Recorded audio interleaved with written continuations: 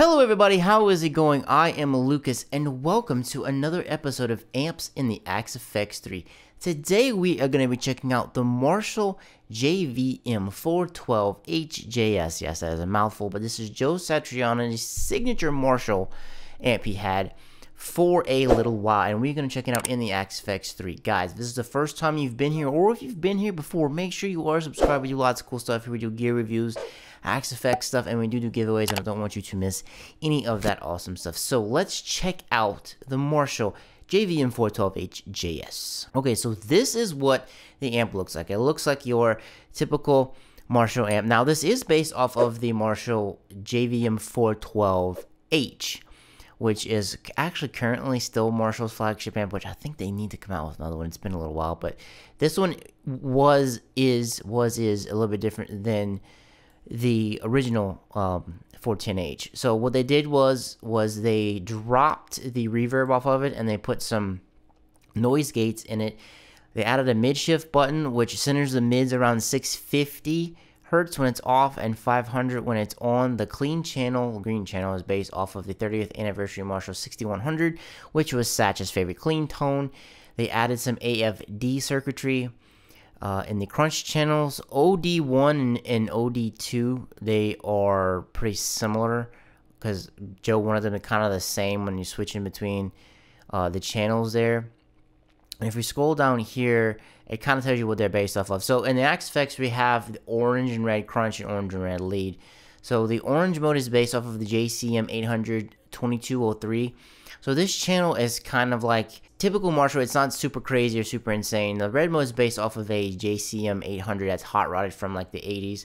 So think of any band that used a Marshall then that used the 800, and that's pretty much the sound that Satch was going for. Now, he used this amp around when he was recording his solo album, The Extremist, and he used it for Chickenfoot 3. Chickenfoot era of Satch, I guess you could say, because Chickenfoot was a super group. They broke up. I'm pretty sure they're not actually together anymore, or they haven't really been putting out albums in a very long while. And this is particularly what that amp was used for in that era, because I don't even think just Satch is with Marshall anymore. Pretty sure they don't make this amp currently in production anymore. So enough of me talking, let's get into some playing. So we're going to start off on the orange channels, and we're going to work our way up. Orange, red, and I'll tweak some stuff and I'll let you hear how it sounds. I'm using my Tom Anderson Cobra S. They have it's Anderson pickups in it. It's HC1 in the neck, HC3 in the bridge. We're going to start off on the bridge, and I'll cycle through all of them on each of the channels. So this is going to be the crunch, orange crunch right here, and let's check it out.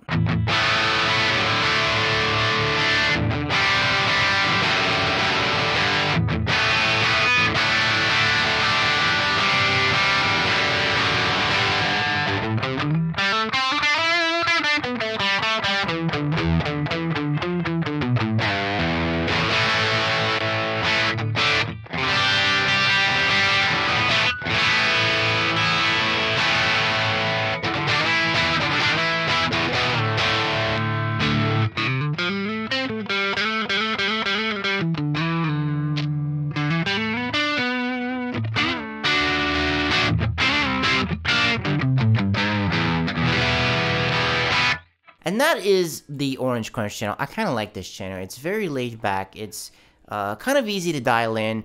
Sorry. IR-wise, we're using ML Mega Green 57C.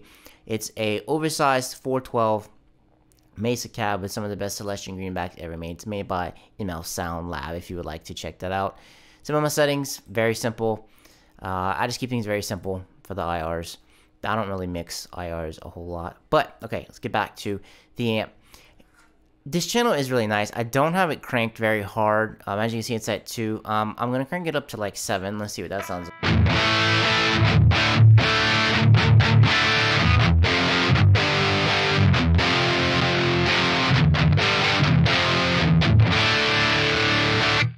This already has like a butt ton of gain just on the orange channel. And the orange channel, it's nice because things don't get out of control. So let's check out the red channel. Like I said before, this one's based off of a modded JCM 800.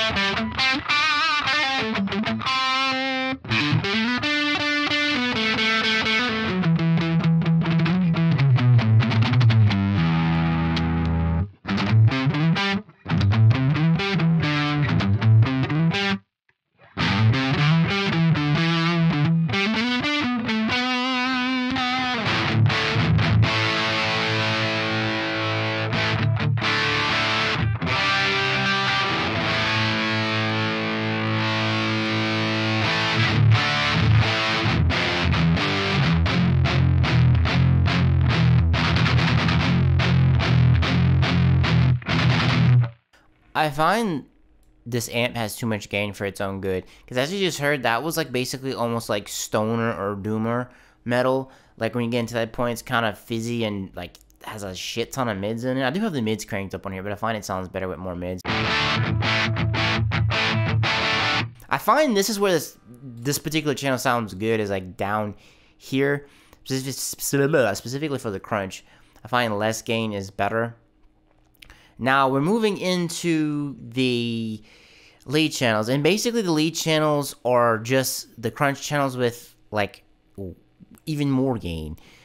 This is going to be the orange crunch. We'll start around 3, and I will move it up. EQ wise for all of these, let me just show you two right quick, because I'm going to forget to come back. I pretty much just scooped mids out of it, because Marshalls have like so many mids in them that they can probably take some out. As you saw there, I take a little bit of them out because it gets kind of insane and it just gets really woofy. So let's move on to the lead orange. Same thing, a cycle through the pickup.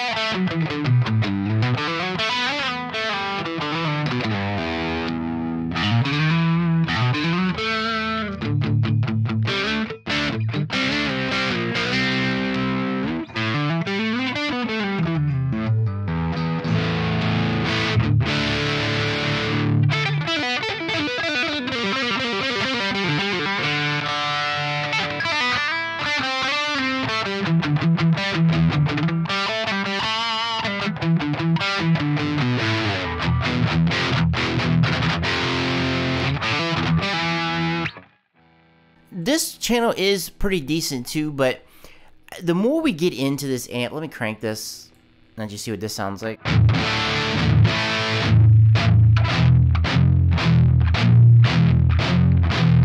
As you can hear, the more you crank the input drive, the more bassier, that's not right English, the bassier it gets, and it gets kind of insane. Like I said, I find keeping the input low on here benefits things greatly. And here we come to the lead red. As you can see, I already have the input drive pretty low. Let's check this one out.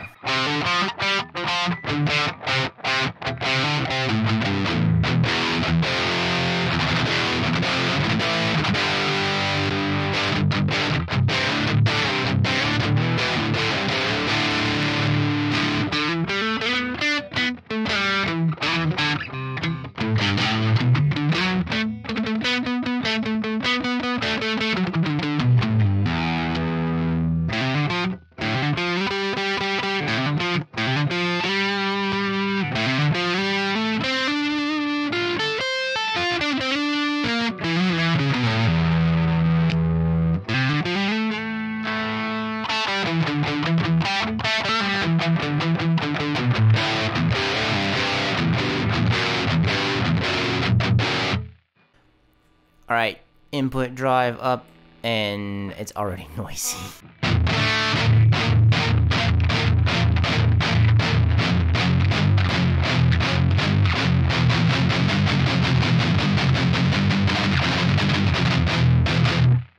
Yeah, this amp cranked up, it doesn't do well. It just kind of overloads itself and gets like fuzzy and nasty.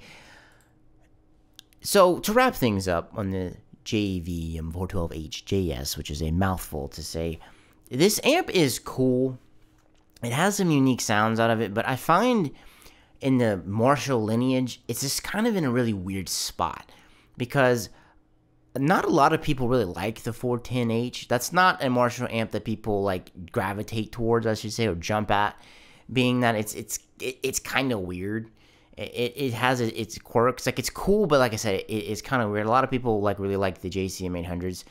I like what Satch did with this amp, like getting rid of the reverbs, putting some gates, having a mid shift.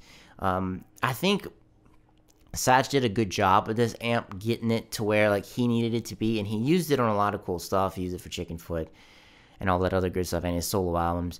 I just think it's kind of an oddball. It's just in a very weird and particular spot because, for example, if people, wanted a good Marshall sound on the XFX, they're going to go to the Plexis, they're going to go to the JCM 800s.